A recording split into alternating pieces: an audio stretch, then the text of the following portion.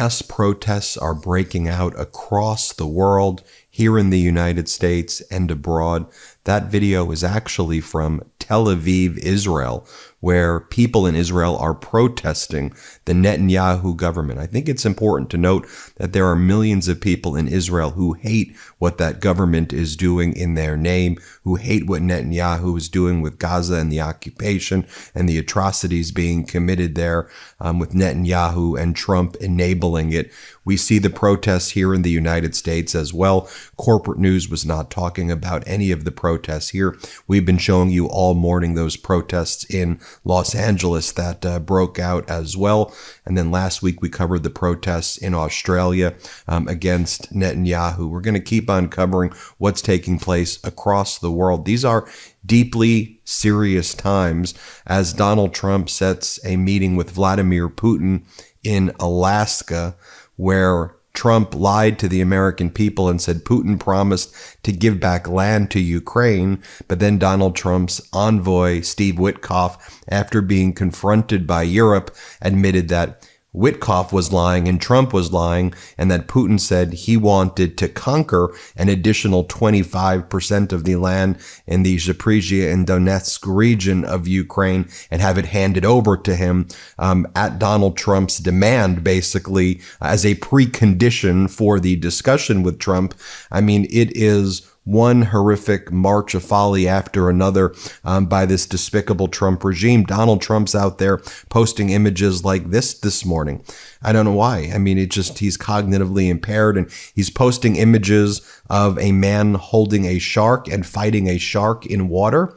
There's no other kind of context to it other than it says a Kangaroo Island father has earned the title Shark Wrangler after wrestling with a monster bronze whaler. That's what Donald Trump keeps posting, a guy just wrestling a shark. Oh, then Donald Trump posts the following. Last week in Aberdeen, Scotland, he's posting more videos of himself golfing over and over again, posts and videos of himself golfing from last weekend. I mean, folks, again, we have real serious business to attend to right now. Donald Trump is causing massive problems with our economy here, massive issues here as ICE agents are disappearing human beings, massive issues here as the billionaires get wealthier and everyone else gets screwed. He's posting images of himself golfing in his course, and he's promoting his course from the official White House account. And I did mention, in fact, yesterday, Donald Trump was going to run up on the roof again of the White House, and like the Secret Service stopped him. The White House press pool talked about how Donald Trump may have canceled his plan to go to the roof. The security was positioned around the roof to basically stop him. Secret Service is still holding in place on the roof in case Trump does go and run back on the roof. And earlier in the day, again, this is what he keeps on doing. He keeps running on the roof. I'm not making this up. You've seen the videos I posted. He runs on the roof, and then he shouts, "I'm building nuclear weapons on the roof. I'm building nukes on the roof." He says those words. Like, I'm not making that. He says, "I'm building nukes on the roofs." Then he points around and he goes, "I own all of this. I bought this. This is my money. Here's what I'm spending," pointing to the White House and Washington, D.C. I mean, by the way, he also posted earlier this morning as well that he's holding a press conference tomorrow where he's likely going to have the National Guard and the Marines and the military take over Washington, D.C. We'll be covering that and see exactly what he says. While Donald Trump, again, threatening to go on the roof and talk about putting nukes on the roof, setting up meetings with Putin, legitimizing Putin, bringing Putin to Alaska on American soil based on false pretenses, or giving up massive chunks of Ukrainian land to Putin. You then have J.D. Vance, who was one of the people who was confronted in the UK by our European allies, or maybe even former allies. Dude, what the hell is Steve Witkoff doing?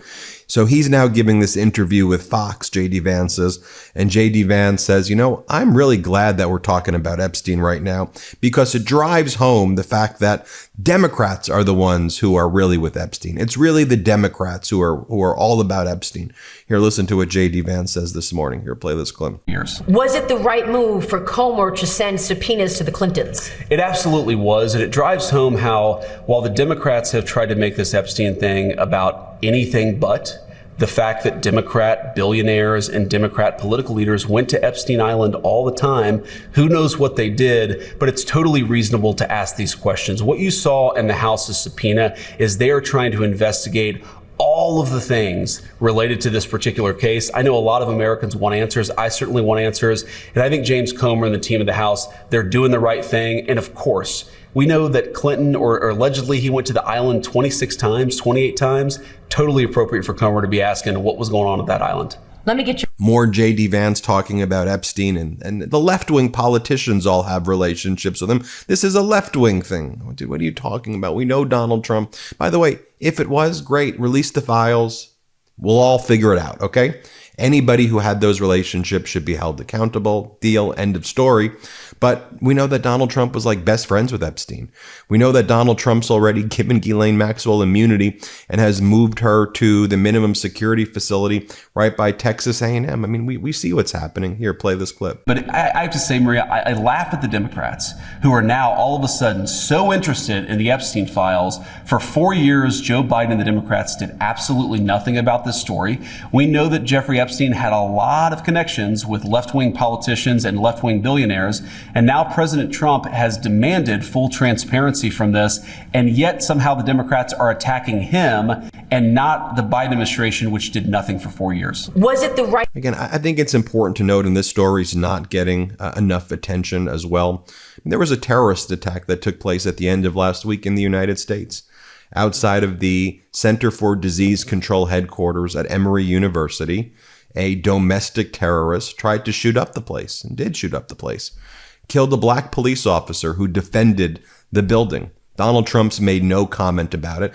Trump and all of the MAGAs spreading their anti-vax conspiracies, their anti-CDC conspiracies. By the way, have you heard anything from RFK Jr. about this? He's canceled mRNA funding, which has saved millions of lives. He canceled mRNA funding, but he's not out there holding a press conference where his anti-vax policies and ideas have caused domestic terrorists and basically activated cells with the type of rhetoric out there and who engage in this like despicable behavior. The CDC shooter blamed the COVID vaccine for his depression. We're serious, and no statement from Trump, no statement from the CDC. Like, there's just no statements about that at all. I just want to let you know too. And by the way, if you look at it, no right-wing media is covering that at all. Not a lot of media in general is covering it, but no right-wing media is covering it all. Just so you know how I use my research tools, I use ground news for my research to find out stuff like that. And I want to say, is any right-wing media covering it? No right-wing media is covering it, basically, a small amount. Use the research tools that I do. Go to ground.news/MTN or scan the QR code, get 40% off the Vantage plan, which is all the tools that I use. Ground.news/MTN. And you can also see if there's any blind spots, like the right wing is not covering something or left wing isn't covering something. Right wing is not covering that story at all. Ground News is subscriber funded. They don't rely on ads that can introduce bias. Subscribing to them supports our independent channel. Check it out. Ground.news/MTN or scan the QR code and get 40% off Ground News' top tier Vantage plan, which again is all the tools that I use. Going back to J.D. Vance, he denies that there was any meeting at all at the White House regarding Epstein. Here, play this clip. Can you give us some clarity on this meeting that is reportedly happening or happened last night at the White House about the Epstein files and how you're communicating the Epstein story? So I've seen so many different fake reports about this. So let me set the record straight. There was no meeting at my house last night. There just wasn't. Was there a meeting at the White House? We did meet at the White House yesterday, but not at the time that they said that we were going to meet, and not about the subject that they said that we were going to meet about.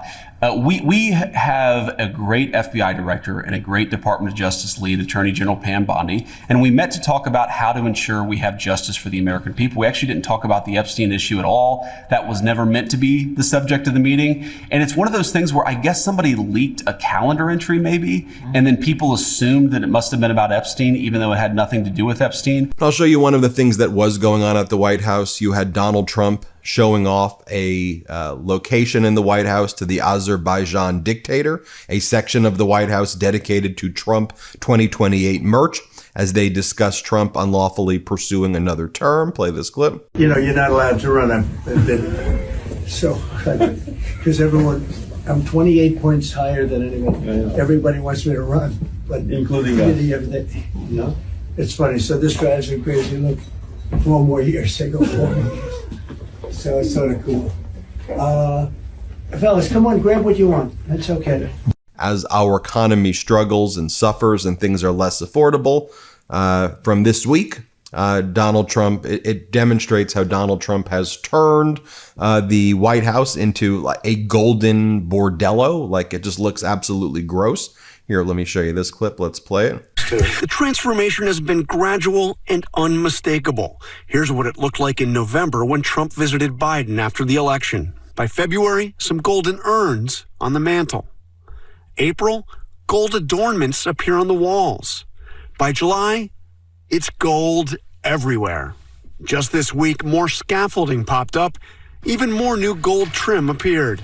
The room where presidents have long struggled with the big decisions has never looked so golden. And have you seen the Rose Garden lately?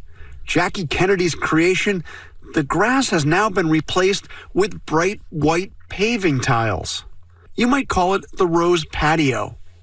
The latest addition this week, umbrellas, just like the ones on the patio at Trump's Mar-a-Lago Club in Palm Beach. The MAGA Republicans like Congressmember Norman are saying higher prices are here to stay. Higher prices are good. That's what we deserve as the American people. This is how you have to fight, by paying more. This is the new MAGA Republican talking point from Ralph Norman. Let's play it.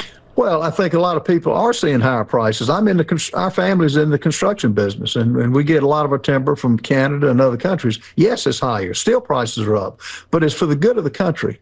And should we expect high prices for a short time? Yes, but overall, we couldn't keep going the way we were going. The cancer in this country was letting other countries rule the day and tax our products. And why should we run a deficit every month? And finally, this is what was going on yesterday. I think it's important for you to see.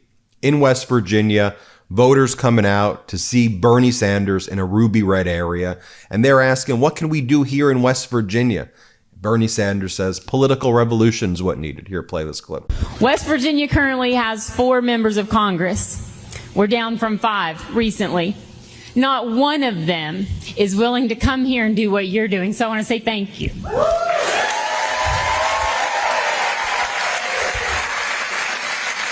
I know that they're not willing to come here and meet with us because I have called every single office, their state offices, the DC offices, and they're not willing to come here. That's not on their agenda. It's not on their plan. And so my question is, as a member of Congress, what can we do aside from calling and writing letters and begging to be scheduled for meetings? I've never felt more powerless in my entire life. And that's saying something because I'm a native of Southern West Virginia and we're historically just a forgotten people.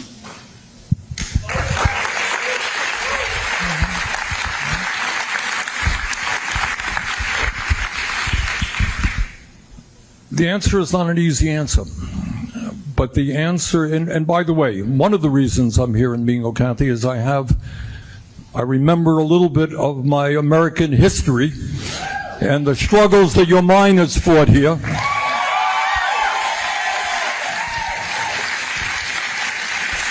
So they were fighting oligarchy way back when, and some of them lost their lives in that struggle.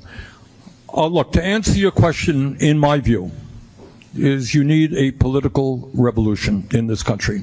And what does that mean?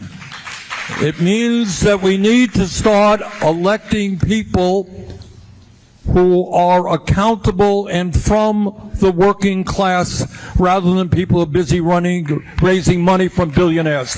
There you have it, folks. Let me know what you think. Hit subscribe. Let's get to 6 million subscribers. Thanks for watching. New Meidas merch drop.